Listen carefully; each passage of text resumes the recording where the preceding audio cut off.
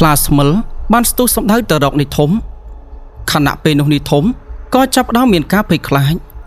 រួចឆោយគេបានលើកដៃសំពះនិយាយទៅកាន់ក្លាស្មិលថាលោកគ្រូកុំស៊ីខ្ញុំអីទុកជីវិតឲ្យខ្ញុំទៅលោកគ្រូសាក់គិតមើលទៅបើសិនជាលោកគ្រូស៊ីខ្ញុំបានតែម្ដងនោះទេតែបើដោះលែងជីវិតខ្ញុំប្រកាសជាធ្វើដំណើរចូលទៅក្នុងភូមិទៅហៅអ្នកផ្សេងទៀតមកធ្វើជាចំណៃលោកគ្រូពិតជាមិនខានជឿខ្ញុំទៅក៏ប៉ុន្តែក្លាស្មិលបានស្ទុះចូលទៅកាន់តែចិនរួចហើយបានសម្ញែងចង្គមដាក់ទៅកាន់នេះធំក្លាស្មិលធ្វើដូច្នេះប្រហែលជាកំពុងតែចង់គំរាមទៅកាន់នេះធំនឹងឯងនេះធំភ័យរហូតដល់រាកនោមដាក់ខោបរោះដែលមានអំនួតនៅក្នុងពេលនេះប្រែជារញាក់រញ័រនិយាយអ្វីក៏និយាយមិនចង់ចាញ់ដែរការសម្ញងចង្គមរបស់សត្វខ្លះទៅកាន់អ្នកកំឡុងធ្វើឲ្យគេនោះកាន់តែមានការភ័យខ្លាចនេះធំលើកដៃសំពះទៅកាន់លោកគ្រូក៏ប៉ុន្តែដៃមួយចំហៀងនោះក៏បានបាក់ទៅហើយនៅសល់តែដៃមួយចំហៀងទេពេលនោះនេះធំក៏និយាយអង្វរថាលោកគ្រូហើយលោកគ្រូសាក់គិតមើលទៅយូរបានលោកគ្រូចាប់បានចំណេញម្ដងនៅក្នុងព្រៃបើសិនជាលោកគ្រូលែងខ្ញុំឲ្យចូលទៅកាន់ស្រុកភូមិនោះខ្ញុំប្រកាសជាទៅរកមនុស្ស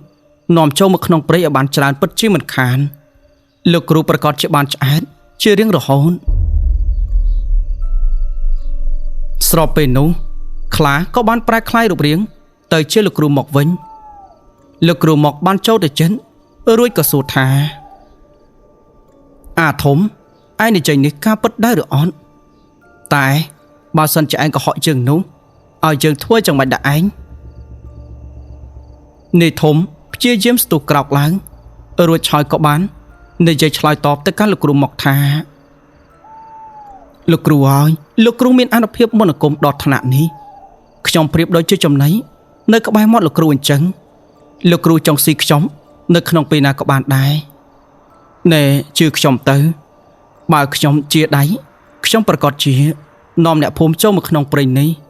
លោកគ្រូចាំតែទទួលដំណឹងពីខ្ញុំទៅតែស្របពេលនោះលោកគ្រូមកបាននិយាយថាបានយើងព្រមស្ដាប់តាមសម្ដីរបស់ឯងក៏ប៉ុន្តែយើងមិនជឿទុកចិត្តទៅកាន់ឯង 100% នោះទេដោយសារតែឯងនេះគឺជាមនុស្សពូកែកុហកខ្លាំងណាស់នេះក្រឡមួយនេះបន្ទាប់ពីឯងទៅដល់ផ្ទះវិញឯងយកវាទៅដាក់លើក្បាលដំណេកនេះគឺជាក្រឡដែលមានព្រៃសន្ធិដ្ឋនៅបើសិនជាពេលណាឯងក្បត់សន្យានោះវាប្រកាសជាហែកឯងស៊ីពិតជាមិនខាននេះធំគេសម្លឹងទៅរកមុខគ្រូរួចក៏និយាយថាលោកគ្រូចង់បន្លាចខ្ញុំមែនឬទេកូនក្រឡតូចដល់ថ្នាក់នេះតើព្រាយធ្វើម៉េចនឹងចូលទៅរួចទៅតើព្រាយនោះមានរូបរាងប៉ុណ្ណាគ្រូមកក៏បានសើចរួចឆោយក៏បានថយមកក្រោយបន្តិចគាត់បាននិយាយថាព្រាយចាស់ចេញពីក្នុងកឡោឲ្យវាឃើញបន្តិចទៅស្របពេលនោះផ្សែងខ្មៅក៏ចាប់ដើមកើតឡើងព័ទ្ធជុំវិញខ្លួនរបស់អ្នកកំឡោះធំស្ត្រីចាស់ក៏បានសោចខ្លាំងបន្លឺសំឡេងជុំវិញនេះក្រោយពីផ្សែងខ្មៅបានរលាយបានក៏បានឃើញរូបរាងស្ត្រីចាស់មានសក់សំពីងសំពងភ្នែកឲ្យឡើងជាប់ស្លោកមានកញ្ចក់វែងប្រៀបដូចជាកំបិន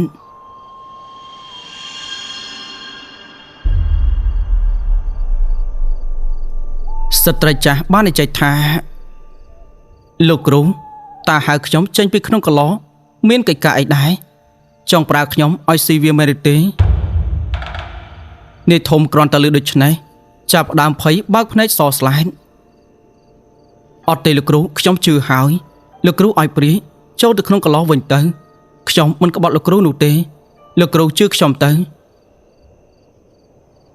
ពេលនោះគ្រូមកបាននិយាយថាយើងគ្រាន់តែហៅឯងចេញពីក្នុងកឡោឲ្យគេឃើញតែប៉ុណ្ណោះឯងចូលទៅក្នុងកឡោវិញទៅព្រាយចាស់ក៏បានចូលទៅក្នុងកឡោខ្មៅវិញរួចឆោយនេះធំក៏និយាយថាលោកគ្រូណែខ្ញុំអាចនាំមនុស្សចូលមកក្នុងព្រៃបានក៏ប៉ុន្តែនៅក្នុងភូមិនោះមានអ្នកខ្លាំងពីររូប គឺជាអាសូតនិងពូសឿនដែលត្រូវជាឪពុករបស់វានឹងអ្នកទាំងពីរនេះមិនយល់មិនឆាប់ប្រកាសជាខ្លាយទៅជាសត្រូវរបស់លោកគ្រូពិតជាមិនខានខ្ញុំគិតថាចង់ឲ្យលោកគ្រូចាត់ការទៅកាន់អាសូតនិងពូសឿនតែចង់មិនដែរលោកគ្រូមកគិតបន្តិចរួចហើយក៏បានតបថាម៉េចឯងចង់និយាយលក្ខខណ្ឌជាមួយនឹងជើងផងឯងចង់ឲ្យយើងចាត់ការសត្រូវស្នេហាឯងមែនឬទេមិនចាំបាច់មកលេងល្បិចដាក់ជើងនោះទេនៅក្នុងភូមិអ្នកណាក៏ដឹងដែរថាឯងនេះរករឿងទៅកាន់អាសូតនោះដោយសារតែនាងបុប្ផាឥឡូវនេះឯងចង់យកលក្ខខណ្ឌនេះមកគំរាមមកដល់ជើងមែនឬទេនេះធំនិយាយទាំងញ័រមាត់ថាអត់ទេលោកគ្រូអត់ទេខ្ញុំមិនហ៊ានដាក់លក្ខខណ្ឌស្អីនោះទេក៏ប៉ុន្តែលោកគ្រូសាក់គិតមើលទៅអាសូតជាមួយនឹងពុករបស់វាគឺជាអ្នកចេះអាគមចំណែកឯអ្នកភូមិប្រកាសជាទៅពឹងពាក់គ្រួសាររបស់វាពិតជាមិនខានបើសិនជាមានសត្វខ្លាធ្វើបាបទៅកាន់មនុស្សជាបន្តបន្ទាប់នោះខ្ញុំជឿជាក់ថាអ្នកភូមិប្រកាសជាមិននៅស្ងៀមនោះទេម្យ៉ាងទៀតនៅពេលដែលខ្ញុំនាំមនុស្សចូលមកក្នុងព្រៃមនុស្សបាត់ខ្លួនច្រើនគេប្រកាសជាទៅរកពូសឿននោះឲ្យតាមចាត់ការទៅកាន់អ្នកណាដែលជាអ្នកធ្វើបាបទៅកាន់មនុស្សក្នុងភូមិពិតជាមិនខានដូច្នេះហើយមិនជួបមិនឆាប់គេគង់តែខ្លាយមកជាសត្រូវរបស់លោកគ្រូនោះទេរឿងនេះគឺខ្ញុំព្រួយបារម្ភពីលោកគ្រូទៅវិញនោះទេគ្រូមកបានគិតថាតាមយើងដឹងទៅអាពីអ្នកឪពុកកូននោះគឺមានមន្តអាគមខ្លាំងណាស់ឯនិយាយនេះក៏ត្រូវដែរតទៅថ្ងៃមុខគេប្រកាសជាខ្លាយទៅជាសត្រូវដ៏ធំរបស់ជើងក៏ប៉ុន្តែឯងក៏ព្រួយអីបើសិនជាឯងរកចំណៃឲ្យយើងបានច្រើនយើងប្រកាសជាបង្ហាត់បង្រៀនមន្តអាគមទៅកាន់ឯងពិតជាមិនខាននោះទេនៅពេលណាដែលឯងចេះអាគមមិនចាំបាច់យើងទៅចាត់ការអាសូតនោះទេឯងទៅចាត់ការវាខ្លួនឯងក៏បានដែរមិនចាំបាច់យើងនោះទេនេះធំគេអកខ្លាំងណាស់គេនិយាយថាម៉េចលោកគ្រូមកលោកគ្រូព្រមយកខ្ញុំធ្វើជាកូនសិស្សមែនឬទេណែបើសិនជាលោកគ្រូយកខ្ញុំធ្វើជាកូនសិស្សមែននោះខ្ញុំប្រកាសជាស្ដាប់តាមលោកគ្រូគ្រប់យ៉ាងម្យ៉ាងទៀតខ្ញុំចង់បានបុប្ផាធ្វើជាប្រពន្ធរបស់ខ្ញុំតែបុប្ផាគេស្រឡាញ់ទៅកាន់អាសូតបាត់ទៅហើយលោកគ្រូបើសិនជាលោកគ្រូព្រមយកខ្ញុំធ្វើជាសិស្សខ្ញុំប្រកាសជាបំពេញតាមបំណងលោកគ្រូគ្រប់យ៉ាងនៅពេលដែលខ្ញុំចេះអាគមទៅលោកគ្រូប្រើខ្ញុំឲ្យធ្វើអីក៏ខ្ញុំធ្វើដែរលោកគ្រូមកបានសើចហើយគាត់ក៏បាននិយាយថាមិនអីនោះទេក៏ប៉ុន្តែពេលនេះឯងត្រឡប់ទៅផ្ទះសិនទៅរឿងនេះមិនត្រូវប្រាប់ទៅកាន់អ្នកណាឲ្យគេបានដឹងនោះទេលើកដែរឬអត់ម្យ៉ាងទៀតពាក្យសន្យាដែលឯងនិយាយជាមួយនឹងជើងនោះត្រូវតែធ្វើឲ្យបានបើសិនជាឯងធ្វើមិនបាននោះទេព្រាយនៅក្នុងកន្លងនោះប្រកាសជាស៊ីឯងពិតជាមិនខាននាយធំសំឡឹងទៅរកគ្រូក្រោយមកគេនិយាយថាលោកគ្រូឲ្យខ្ញុំទៅផ្ទះចោះដៃរបស់ខ្ញុំនេះតើធ្វើយ៉ាងម៉េចទៅគ្រូមកបានសើចហើយនិយាយថាឯងទៅផ្ទះសិនទៅថ្ងៃស្អែកចាំធ្វើដំណើរទៅផ្ទះយើងនឹងជួយព្យាបាលទៅកាន់ឯងក្រោយពីនោះទៅនាយធំក៏ចាប់ដើមញញឹមបន្តិចទៀតសត្រូវស្នេហារបស់គេប្រកាសជាវិនិច្ឆ័យពិតជាមិនខានបន្ទាប់ពីនោះទៅគេក៏បានធ្វើដំណើរសម្ដៅចូលទៅក្នុងផ្ទះក៏ប៉ុន្តែរឿងជប់អាទិត្យខ្លាំងបាត់ទៅហើយនៅពេលដែលគេចូលទៅដល់ក្នុងផ្ទះនោះគេក៏បានយកកន្លកខ្មៅយកទៅដាក់លើក្បាលដំណេករួចហើយសំពះប្រៀបដូចជាសំពះទៅកាន់ព្រះពុទ្ធអញ្ចឹងសំឡេងបើកទ្វារឬសូរក្រេកក្រឹបនោះក៏បានធ្វើឲ្យពូធាដែលត្រូវជាពុករបស់គេនោះភ្ញាក់នឹងខ្លួនផងដែរពូធាគាត់ក៏បានចូលទៅជិតបន្ទប់របស់កូនប្រុសរួចហើយក៏បាននិយាយថាយ៉ាងម៉េចហើយអាធំលបាយលបាំនៅក្នុងវត្តគឺចប់ជូនណាស់មកហើយថ្មនេះឯងទៅតែធ្វើដំណើរមកផ្ទះតើឯងទៅណាទៅនាយធំបានធ្វើជាយំ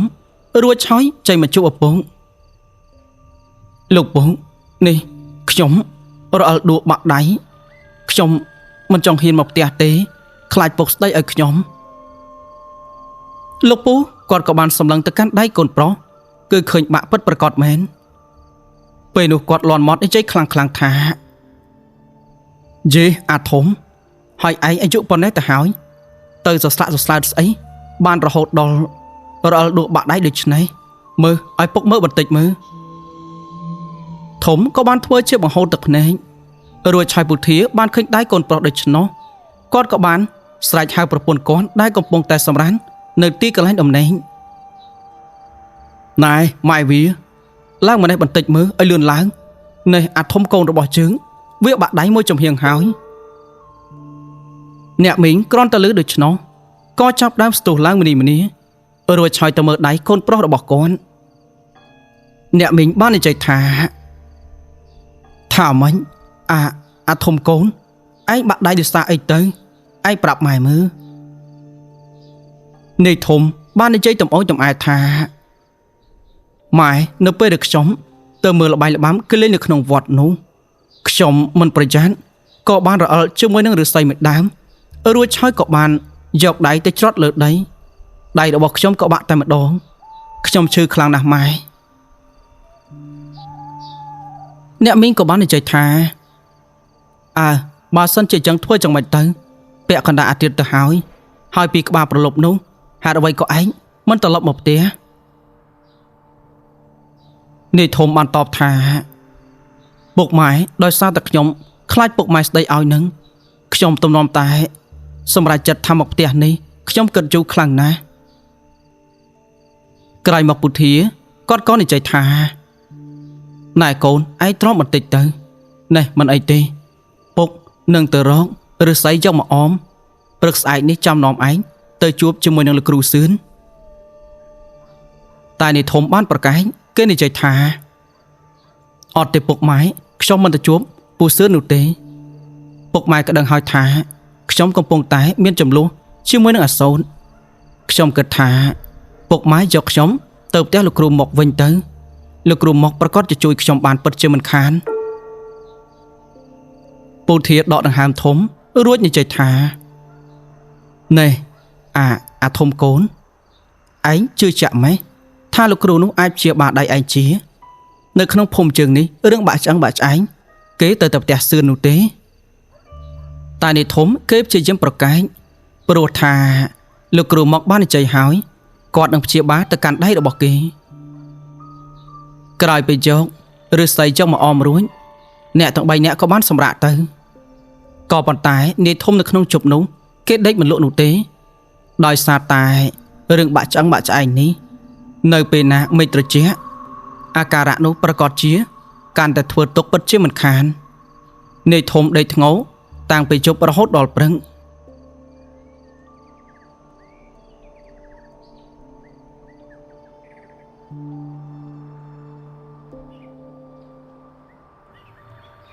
វេលាព្រឹកឡើងលោកពូក៏បាននាំកូនប្រុសរបស់គាត់ធ្វើដំណើរទៅកាន់ផ្ទះរបស់លោកគ្រូមករឿងរ៉ាវដែលនេះធំបាក់ដៃនេះបានល្បីល្បាញពេញតែភូមិតែម្ដងក្រោយពីចូលទៅដល់ផ្ទះគ្រូលោកគ្រូមកក៏បានលេងទឹកមុខធ្វើហាក់ដូចជាមិនដឹងអីនេះធាតើមានរឿងស្អីទៅណែអាធំវាទៅប៉ះនឹងស្អីបានជាបាក់ដៃបាក់ជើងដូចនេះពុធាបានរៀបរាប់ប្រាប់ទៅកាន់លោកគ្រូមកថាណែលោកគ្រូកូនខ្ញុំនេះវាប្រហែលខ្លាំងណាស់ទៅជន់លើឫស្សីរអិលយ៉ាងម៉េចទេបានដែរបាក់ដៃលោកគ្រូសូមជួយព្យាបាលទៅកាន់វាផងទៅលោកគ្រូមកក៏បានញញឹមបន្តិចរួចហើយក៏តបថាមិនអីទេខ្ញុំរៀនវិជ្ជាទាំងអស់នេះដើម្បីសម្រាប់ជួយទៅកាន់អ្នកភូមិនឹងហើយឥឡូវចាំខ្ញុំជួយព្យាបាលទៅកាន់ធំឲ្យមិនអីទេអ្នកទាំងពីរទៅអង្គុយលើក្រែសិនទៅក្រោយពីនោះទៅលោកគ្រូមកបានសម្លឹងទៅកាន់និធំទឹកមុខរបស់គាត់ស្មើល្អណាស់ក៏ប៉ុន្តែនិធំភ័យរញ៉េរញ័របន្ទាប់ពីឃើញមុខរបស់លោកគ្រូមកព្រោះថាគេនឹកឃើញទៅដល់ទស្សនវិជ្ជាការប្រជុំមិញនៅពេលដែលលោកគ្រូប្រែរូបរាងคล้ายទៅជាខ្លាស្មើនឹងឯងលោកគ្រូមកបាននិយាយថាណែធំឯងអង្គុយត្រង់នេះសិនលោកគ្រូទៅផ្សាយផ្សំថ្នាំសិនក្រោយមកគ្រូមកក៏បានទៅរកកូនមាន់មួយយកមកបុកបញ្ចូលជាមួយនឹងថ្នាំរបស់គាត់ហើយគាត់ក៏បានចុកត្រា យកមកអមទៅកាន់ដៃអ្នកកំឡោះនេះផងដែរបន្ទាប់ពីបិទថ្នាំសង្កូវរួចគាត់ក៏បានកាន់ដៃរបស់នេះធំរួចឆាយបិទភ្នែកសូត្រអាគមមួយសន្ទុះដៃរបស់គេកន្ត្រាក់ហាក់ដូចជាឆ្អឹងនិងសរសៃរបស់គេកំពុងតែមានចលនាអញ្ចឹងនេះធំគេបានសម្លឹងទៅរកគ្រូគេបាននិយាយថាលោកគ្រូតើនេះគឺជាបាលីមន្តអាគមស្អីទៅអីក៏មានប្រសិទ្ធភាពខ្លាំងម្ល៉េះដៃរបស់ខ្ញុំហាក់ដូចជាលែងសូវឈឺហើយគ្រូមកញញឹមបន្តិចរួចក៏តបថានេះគេហៅថាមន្តអាគមបាលីតឆ្អឹងមិនអីទេគូផ្សំជាមួយនឹងថ្នាំសង្កូវរបស់ជើងនេះមិនយូរមិនឆាប់ឯងប្រកាសជាបានជាសះស្បើយពិតជាមិនខានគ្រូមកកំពុងតែកាន់ដៃរបស់នេះធំស្របពេលនោះផងដែរអ្នកកំឡោះសូត្រក៏បានធ្វើដំណើរកាត់តាមផ្ទះរបស់លោកគ្រូមកចំហាយក្លិនថ្នាំតឆ្អឹងបានក្រអូបភាយជះទៅតាមផ្លូវនេះសូត្រដោយសារតែគេជាអ្នករៀនរបៀនទាំងអស់នេះផងដែរនោះគេប្រកាសជាបានដឹងថានៅក្នុងផ្ទះរបស់លោកគ្រូមកកំពុងតែប្រើប្រាស់ថ្នាំតឆ្អឹងឲ្យទៅកាន់អ្នកណាម្នាក់ពិតជាមិនខានសូត្រសម្លឹងទៅក៏បានឃើញនាយធំកំពុងតែសម្លឹងមករកគេនាយសូត្របានញញឹមញាក់ចិញ្ចើមដាក់នាយធំបន្តិចក្រោយមកគេក៏បានធ្វើដំណើរផុតពីទីកន្លែងនោះទៅចំណែកឯនាយធំសង្គ្រឹះថ្មិញឬសូរក្រើតសម្លឹងទៅរកអ្នកកំឡោះសូនគ្រូមកបាននិយាយថាយ៉ាងម៉េចវើយបាក់ដៃមិនតន់អស់ចិនឯងចង់បាក់ជើងទៀតមែនឬទេអ្វីគ្រប់យ៉ាងកុំចេះតែឆៅឆាវតាំងចិត្តឲ្យស្ងប់សិនទៅនៅពេលដែលរបួសឯងជាចាំគិតបន្តទៀតស្របពេលនោះផងដែរពូធាគាត់ក៏បាននិយាយទៅកាន់ប្រពន្ធគាត់ថាម៉ែវាមើលសោតមើលគេដើរញញឹមទៅណាទាំងព្រឹកប្រហៀមនឹងអ្នកមីងគាត់ក៏បានតបថាអើយឪវាគ្មានទៅណានោះទេសោតគេប្រហែលជាធ្វើដំណើរទៅផ្ទះរបស់បាវនឹងឯងនេះសោតនេះគេរាប់អានទៅកាន់អ្នកបាវខ្លាំងណាស់ទោះបីជាអ្នកបាវគឺជាមនុស្សឆោតងងក៏ដោយក៏សោតនេះនៅតែរាប់អានគេធ្វើជាប្អូនធម៌ដែរក៏ប៉ុន្តែមើលទៅបងប្អូនធម៌របស់គេទាំងពីរនាក់នេះប្រៀបដូចជាមិត្តភាពលើសពីបងប្អូនធម៌វាចង់ខ្លាំងជាងបងប្អូនមកកើតទៅទៀតនាយធំបន្ទាប់ពីលើកថាអ្នកកំឡោះសូនគេរាប់អានខ្លាំងជាមួយនឹងនាយបាវគេក៏ចាប់ផ្ដើមញញឹមស្របពេលនោះផងដែរលោកគ្រូមកបាននិយាយថាណែអាបាវនោះធាត់ខ្លាំងណាស់គឺជាមនុស្សឆោតទៀតសាច់ឲ្យត្រលុកត្រលន់តែម្ដងនិយាយផុតពីមាត់គាត់លេបទឹកមាត់ក្អឹងស្របពេលនោះនាយធំគេក៏បានដឹងពីគោលបំណងរបស់លោកគ្រូមកនាយធំបាននិយាយថាលោកគ្រូមិនអីនោះទេនៅពេលដែលខ្ញុំជាសះស្បើយដៃនេះខ្ញុំប្រកាសជាបំពេញតាមគោលបំណងរបស់គ្រូពិតជាមិនខានចង់ឲ្យខ្ញុំដាក់ដង្វាយអីឲ្យទៅកាន់លោកគ្រូក៏បានដែរក្រោយពីបានរំដៃរំជើងបានចប់សពគ្រប់ហើយនោះលោកគ្រូមកក៏បានសម្លឹងទៅកាន់ពុធានេះធាឥឡូវនេះខ្ញុំបានព្យាបាលទៅកាន់គេហើយក៏ប៉ុន្តែមួយថ្ងៃត្រូវឲ្យគេមកដូរថ្នាំម្ដងលឹកដែរឬអត់មើលទៅមិនជូរទេថ្នាំសង្កូវគប់ផ្សំជាមួយនឹងអាគមរបស់ខ្ញុំគេប្រកាសជាស្បោឆាប់នេះពុធាជាមួយនឹងប្រពន្ធបានលើកដៃសំពះអរគុណទៅកាន់គ្រូម្យ៉ាងទៀតរឿងព្យាបាលតឆ្អឹងអីនេះគេមិនមែនឲ្យលុយភ្លាមនោះទេតាំងពីដើមមកហើយការព្យាបាលរឿងបាក់ដៃបាក់ជើងគេរងចាំរហូតដល់អ្នករបួសនេះបានជាសះស្បើយទើបគេរៀបចំត្រៀសដើម្បីទៅកាន់គ្រូឲ្យបានត្រឹមត្រូវ3អ្នកឪពុកកូនក៏បានធ្វើដំណើរទៅផ្ទះសម្បែងវិញបាត់ទៅចំណែកឯអ្នកកំឡោះសូនគេក៏បានចូលទៅដល់ផ្ទះរបស់នាយបាវគឺជាមនុស្សធាត់មានមាឌធំក៏ប៉ុន្តែឆោតខ្លាំងណាស់ដោយសារតែគេមាឌធំនឹងហើយទើបគេហៅថាអាបាវនឹងឯងសូត្របានចូលទៅបានឃើញនាយបាវកំពុងតែចេញក្បាច់គុណអីតែម្នាក់ឯងគេអស់សំណោចខ្លាំងណាស់មនុស្សមានមាឌធំលោតចុះលោតឡើងមើលទៅពិតជាគួរឲ្យអស់សំណោចខ្លាំងណាស់ សូត្របានសួរថាណែបាវឯងកំពុងតែធ្វើអីហ្នឹងដូចជាអ្នកលេងល្ខោនហ្នឹងនាយបាវក៏លេចឃើញបងធរគេក៏បានស្ទុះមកវឹងរួចក៏និយាយថាណែបងខ្ញុំកំពុងតែហាត់ប្រាណ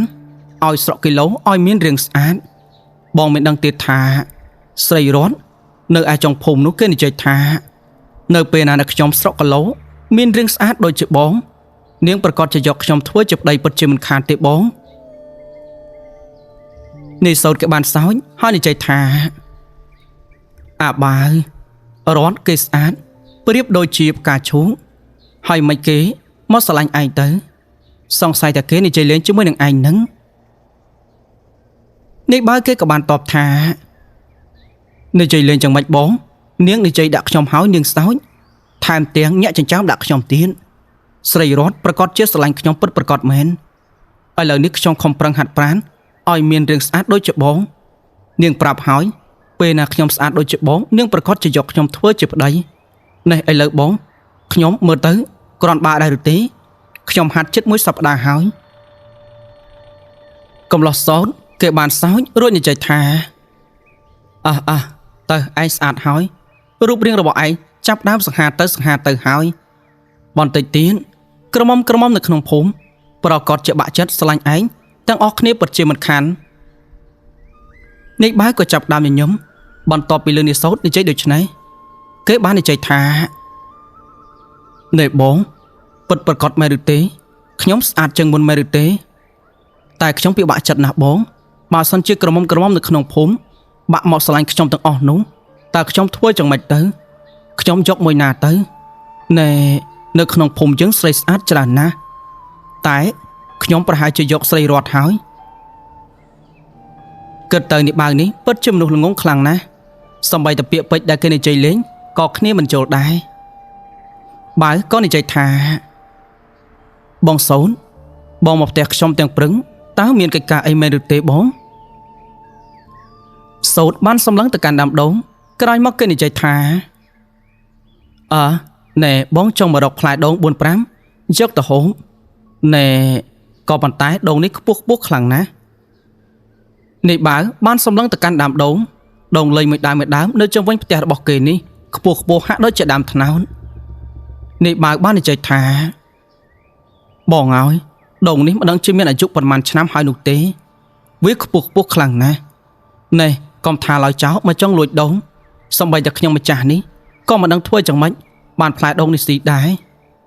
ណែតែបងប្រហែលជាមានជំនាញបើសិនជាបងឡើងទៅបេះនោះបេះឲ្យច្រើនមកខ្ញុំសូម 4-5 ផងបងសោតគេបានសើចនិយាយថាម៉េចឯងជាម្ចាស់ដូងបើជាមកសុំបងទៅវិញមិនអីទេចាំបងទុកឲ្យឯង 4-5 ផ្លែសូតសំឡឹងចុះឡើងក៏បានឃើញសត្វស្វាដែលជាសត្វស្វារបស់នេះបើបានចិញ្ចឹមនៅក្បែរទ្រង់មាន់នៅក្នុងពេលនោះនេះសូតបាននិយាយថានេះអាបើឯង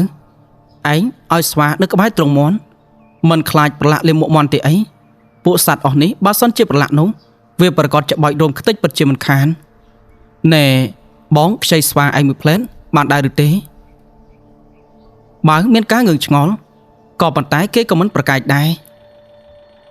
ស្របពេលនោះនេះសោតគេក៏បានដើរទៅជិតស្វាដែលនេះបើបានចិញ្ចឹមគេក្តាប់ដៃបន្តិចរួចហើយក៏បានគោះទៅលើក្បាលស្វានោះចំនួន3ដងសត្វស្វាក៏ចាប់ដើមលោតចុះពីលើ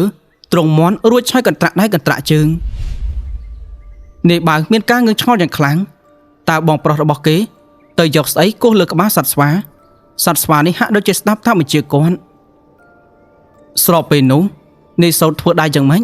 គឺវាធ្វើដៃតាមយ៉ាងណងក្រោយមកនេះសោតក៏បានទៅឈរចិត្តដើមដូងរួចហើយគេក៏បានធ្វើដៃក្រញាំជាមួយនឹងដើមដូងឡើងទៅលើសត្វស្វានោះបានឡើងតាំងពីគល់រហូតដល់ចុងបន្ទាប់ពីវាទៅដល់វាក៏ចាប់ដើមយកដៃមួលទម្លាក់ផ្លែដូងលើសោតដប់ធ្លាក់ចុះមកដីផ្លែដូងធ្លាក់មួយផ្លែហើយមួយផ្លែទៀតធ្វើឲ្យអ្នកបើកនោះមានការងឿងឆ្ងល់យ៉ាងខ្លាំងយីបងប្រុសមិនដឹងជាដាក់ស្អីឲ្យសត្វស្វានោះទេគ្រាន់តែគាត់ធ្វើដៃធ្វើជើងសត្វស្វារបស់ជើងក៏អាចឡើងទៅបេះដូងបាន បើសិនជាយើងដឹងថាសត្វស្វានេះអាចបេះដូងបានស៊ីនោះប្រកាសจะឲ្យវាឡើងទៅបេះជូនណាមកហើយឃ្លានដូងចិត្ត4-5 ខែហើយតែមិនដើរបានបេះមួយផ្លែស៊ីនោះទេបន្ទាប់ពីបេះដូងបានយ៉ាងច្រើនបន្តិចអ្នកកំឡុងក៏បានហៅសត្វស្វាឲ្យចុះមកវិញក្រោយពីនោះទៅគេក៏បានចូលទៅចិត្តសត្វស្វាក្តាប់ដៃសូត្រឲ្យគុំបន្តិចរួចហើយក៏បានទះទៅលើវាសាជាថ្មីសត្វស្វានោះក៏ចាប់ផ្ដើមច្រឡោតរួចហើយសម្លឹងទៅឆ្វេងទៅស្ដាំវាក៏បានស្ទុះកិច្ចចេញពីទីកន្លែងនោះទៅអ្នកកំឡោះសូត្រក៏បានទៅរើសផ្លែដូងខ្ទង់ប្រហែលជាជិត10ផ្លែឯណោះក្រោយមកគេនិយាយថានេះអាបើអាប្អូនឯងយកប្រមាណផ្លែនាយបើបានញញឹមរួចក៏បានអង្អែលក្បាលពស់ណែបងពស់ខ្ញុំធំខ្លាំងណាស់ណែខ្ញុំសុំ 3-4 ផ្លែបានដែរឬទេខ្ញុំចង់ផឹកវាឲ្យមានកម្លាំងសូត្របានសោចហើយគេក៏បានតបថានេះក្រែងឯងថាចង់សម្រក់គីឡូអីហេតុអីក៏ចង់ហូបដូងម្ដង 4-5 ផ្លែតែម្នាក់ឯងដូចនេះក្រោយពីនោះទៅអ្នកកំឡោះក៏បានទុកផ្លែដូងឲ្យទៅកាន់បាវរួចហើយក៏បានអរគុណទៅកាន់គេផងដែរក្រោយមកគេក៏បានជួបផ្លែដូងនោះធ្វើដំណើរសម្ដៅទៅកាន់ផ្ទះរបស់គេវិញទៅដើរតាមផ្លូវក៏បានជួបជាមួយនឹងបុប្ផាដែលជាគូសង្សាររបស់ខ្លួនបុប្ផាបានឃើញកំឡោះយកដងត្រណេងត្រណោងពេញទៅដៃនាងក្រមុំក៏បានស្រែកសួរពីចម្ងាយណែបងសូនតើទៅបេះដូងមកពីណាទៅផ្ទះបងបើទៀតហើយមែនឬទេសូត្របានតបថាមែនហើយគ្មានផ្ទះពីណាក្រៅផ្ទះបើនឹងទេផ្ទះគេដងលៃច្រើនខ្លាំងណាស់ក៏ប៉ុន្តែមិនដឹងជាធ្វើយ៉ាងម៉េចបានបេះផ្លែបានហូមនេះអូនយកពីផ្លែទៅបុប្ផាបានញញឹមនាងក៏បាននិយាយថាអរគុណច្រើនហើយបងក៏ប៉ុន្តែណែដងនៅផ្ទះបងបើនោះខ្ពស់ខ្លាំងណាស់តើបងធ្វើយ៉ាងម៉េចនឹងបេះវាបានទៅសូត្រតបថានេះគឺជាជំនាញរបស់បងមិនអីនោះទេអូនណែបងប្រញាប់ទៅផ្ទះអូនចាក់ដងនេះទៅទុកទៅនាងក្រមុំញញឹមញញែមរួចហើយក៏បានយកផ្លែដូងចំនួន2ផ្លែចូលទៅក្នុងផ្ទះទៅ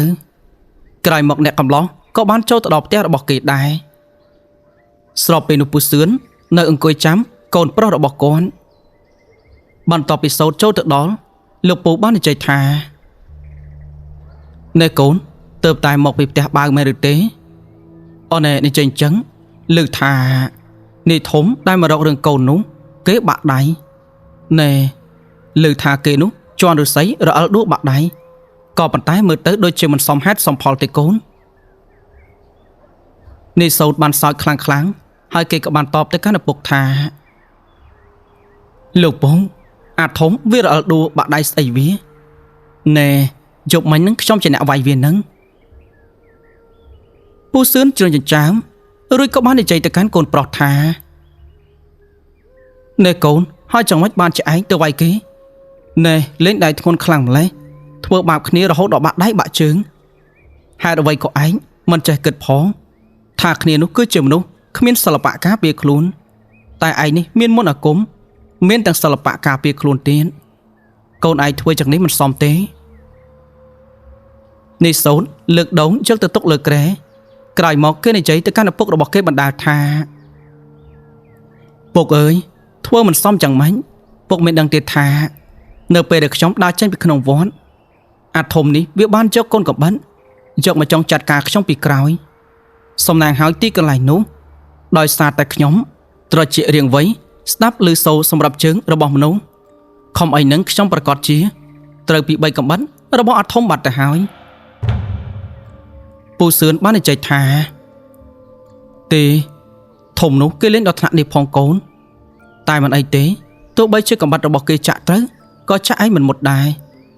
អាគមស្បែកគង់នៅលើខ្លួនរបស់ឯងច្រើនជាន់ខ្លាំងណាស់នេះសូត្រដកដង្ហើមធំរួចហើយក៏បាននិយាយទៅកាន់ឪពុកថាលោកពងអាធំនេះដោយសារតែចំនួនស្នេហាវាស្រឡាញ់បុប្ផាតែបុប្ផាមិនស្រឡាញ់វាហើយវាចេះតែរករឿងខ្ញុំជារៀងរហូតមនុស្សដោយអាធំនេះសាហាវខ្លាំងណាស់ទុកចិត្តមិនបាននោះទេបើសិនជាវាចេះអាគមវិញមើលទៅអ្នកភូមិនៅក្នុងភូមិនេះ ឲ្យតែអ្នកណាទាស់សម្ដីជាមួយនឹងវាបន្តិចប្រកាសជាត្រូវដេកនៅក្នុងដីពិតជាមិនខាននោះទេពងពូសឿនគាត់ក៏បានអង្គុយចុះទាញកញ្ចប់ថ្នាំរបស់គាត់យកមកមូបរីរួចហើយក៏បានជក់បន្តិចសំឡឹងទៅរកកូនប្រុសអើកូនអញ្ចឹងហើយទើបពុកព្រួយបារម្ភទៅកាន់ឯងមនុស្សដែលអាធំនេះមើលទៅពិបាកនិយាយគ្នាខ្លាំងណាស់ឃើញទេថ្ងៃមុននោះលឹមគេត្រូវបាត់បង់ជីវិតដោយសារតែសត្វខ្លានៅក្នុងព្រៃ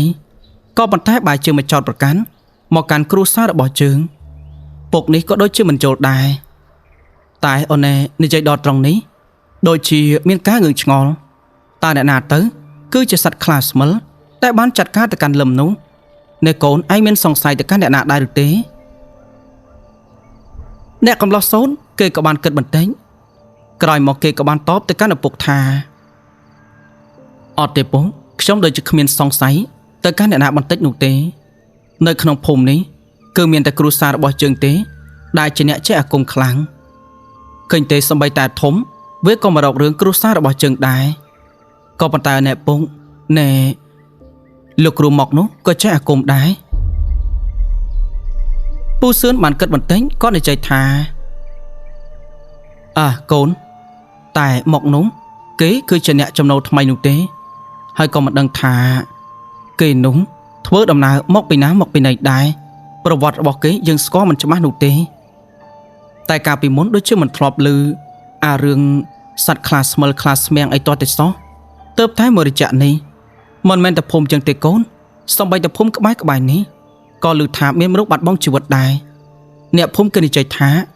បានឃើញសត្វខ្លាភ្នែកក្រហមទៅធ្វើបាបដល់អ្នកភូមិទាំងអស់គ្នានោះ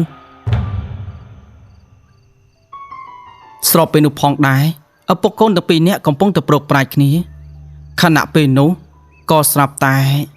អ្នកមីងបានធ្វើដំណើរចូលទៅដល់ផ្ទះប្រពន្ធរបស់ពូសឿនបាននិយាយថាណែឪវាកាលពីជប់មិញនោះណែមានគេម្នាក់បាននិយាយថាបានឃើញលោកគ្រូមកជាមួយនឹងអាធំនេះធ្វើដំណើរចូលទៅក្នុងព្រៃមិនដឹងជាមានរឿងស្អីនោះទេណែឯងគួរតែមានការប្រុងប្រយ័ត្នបន្តិចសង្ស័យថាអាធំនេះវាទៅរៀនមន្តអាគមពីលោកគ្រូមកទេមិនដឹងពូសឿនជ្រុញចិញ្ចើមរួចក៏បាននិយាយថាណែហើយតើអ្នកណាជាអ្នកបានឃើញទៅអ្នកមីងក៏បានតបថានឹងហើយគឺជាប្អូនគូនៅក្បែរផ្ទះរបស់លោកគ្រូមកនឹងឯងគេបានប្រាប់មកកាន់ខ្ញុំក៏ប៉ុន្តែគេមិនឲ្យខ្ញុំប្រាប់ទៅកាន់អ្នកណាផ្សេងទៀតនោះទេរឿងរ៉ាវនេះបើសិនជាលេចឮប្រកាសជាធ្វើឲ្យគ្រោះថ្នាក់ទៅដល់លោកប្អូនគូនោះពិតជាមិនខានពួកគេក៏ចាប់ផ្ដើមមានការព្រួយបារម្ភដែរដោយសារតែរឿងរ៉ាវមួយនេះមើលទៅប្រហែលជាលោកគ្រូមកនេះមិនមែនជាមនុស្សចេះអាគមបន្តិចបន្តួចធម្មតានោះទេស្របពេលនោះនាយសោតនិយាយថាអញ្ចឹងទេតាកាលពីព្រឹកមិញនេះខ្ញុំបានឃើញអាធំវាទៅព្យាបាលដៃនៅក្នុងផ្ទះរបស់លោកគ្រូមកនោះពីរអ្នកនោះហាក់ដូចជាត្រង់ងើជាមួយនឹងគ្នាខ្លាំងណាស់សង្ស័យទៅពួកគេមានកម្រងអីពិតជាមិនខាននោះទេពួកគេបានអង្គុយព្រឹកប្រាច់បន្តទៀតទៅក៏ប៉ុន្តែពូគូនោះគាត់បានដឹងពីសាច់រឿងទាំងអស់នេះគាត់មិនបានលាក់នោះទេគាត់និយាយប្រាប់មនុស្សម្នាក់ហើយប្រាប់មនុស្សម្នាក់ទៀតក្រោយពីនិយាយប្រាប់គេរួចគាត់តែងតែប្រាប់ទៅកាន់គេថាកុំឲ្យមាត់ប្រាប់ទៅកាន់អ្នកដទៃតទៀតខ្លាចមានគ្រោះថ្នាក់ដល់គាត់ក៏ប៉ុន្តែអ្នកដែលស្ដាប់រឿងគាត់នោះមិនបានចុកទៅនិយាយប្រាប់អ្នកណានោះទេតែគាត់ដើរប្រាប់គេសឹងទៅពេញភូមិប្រាប់គេរួចហើយតែងតែនិយាយអញ្ចឹងមិនជឿប៉ុន្មានរឿងទាំងអស់នេះក៏បានលេចលឺទៅដល់ត្រចៀករបស់លោកគ្រូមកក៏ចាប់ដើមមានចិត្តខឹងសម្បាទៅកាន់ពូកូតែម្ដងពូកូនេះគាត់ក៏ជាអ្នកដាក់អន្ទាក់មន់ព្រៃនៅក្នុងដែនព្រៃផងដែរ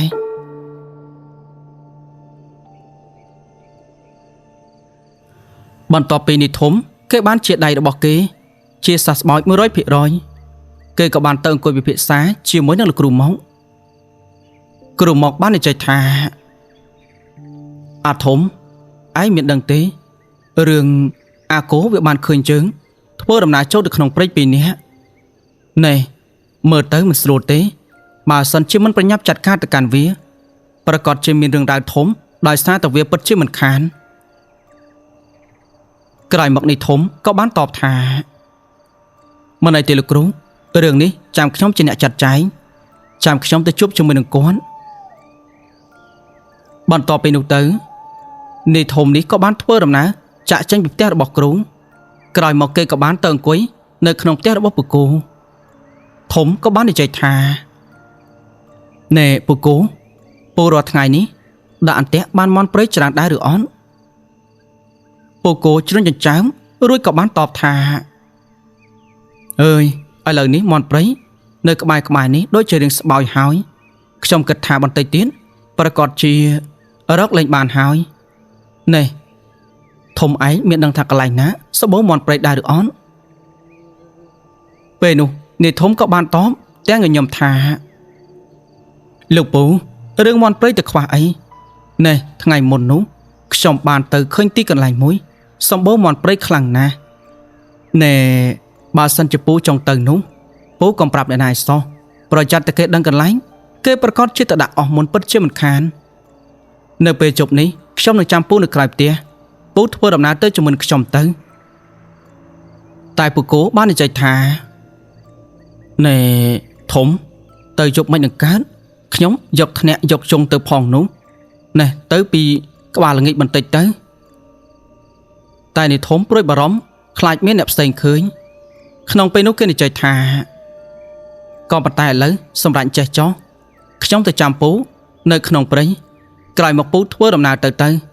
ដោយសារតែខ្ញុំអាណិតពូនឹងហើយទើបខ្ញុំចង់នាំពូទៅកន្លែងដែលសម្បូរមន់ព្រៃពូគោគាត់ក៏សប្បាយចិត្តដោយសារតែគាត់នេះចូលចិត្តដាក់អន្ទាក់ខ្លាំងណាស់នៅពេលដែលព្រះអាទិត្យរៀបលេងគាត់ក៏ចាប់ផ្ដើមរៀបចំសម្ភារៈធ្វើដំណើរចូលទៅក្នុងព្រៃដូចជាសពមួយដងធម្មតាពពួកសត្វមន់ព្រៃវាដើរនៅក្នុងពេលថ្ងៃត្រង់និងពេលព្រលឹមនៅពេលណាដែលបានឮធ្នាក់រងាវហៅនោះវាប្រកាសជាមកពិតជាមិនខានបន្ទាប់ពីនោះទៅអ្នកកំឡោះធំនោះក៏បាននាំពកូធ្វើដំណើរចូលទៅក្នុងព្រៃរៀងជ្រៅបន្តិចហើយគឺជាទីកន្លែងដែលគេធ្លាប់ណាត់ជាមួយនឹងលោកគ្រូមកនឹងឯងក្រោយពីនោះគេធ្វើជាដើរប្រាប់ទីកន្លែងនេះប្រាប់ទីកន្លែងនោះឲ្យពកូនេះរៀបចំដាក់អន្ទាក់ដើម្បីកុំឲ្យគាត់មានការសង្ស័យក៏ប៉ុន្តែរហូតដល់រៀងក្បាលប្រឡំមេឃក៏ចាប់ផ្ដើមងងឹតស្របពេលនោះស្រាប់តែវត្តមានរបស់លោកគ្រូមកក៏បានធ្វើដំណើរចូលទៅដល់ទីកន្លែងនោះតែម្ដង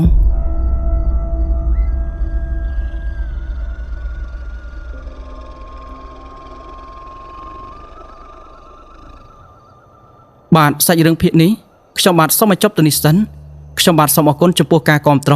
របស់ប្រិយមិត្តទាំងអស់គ្នាសូមអភ័យទោសបើសិនជាមានកំហុសខុសឆ្គងពាក្យពេចន៍សម្ដីខ្ញុំនិយាយទៅមិនសមរម្យត្រង់ណានោះក៏សូមអធិស្ឋានចំពោះរូបខ្ញុំផងបាន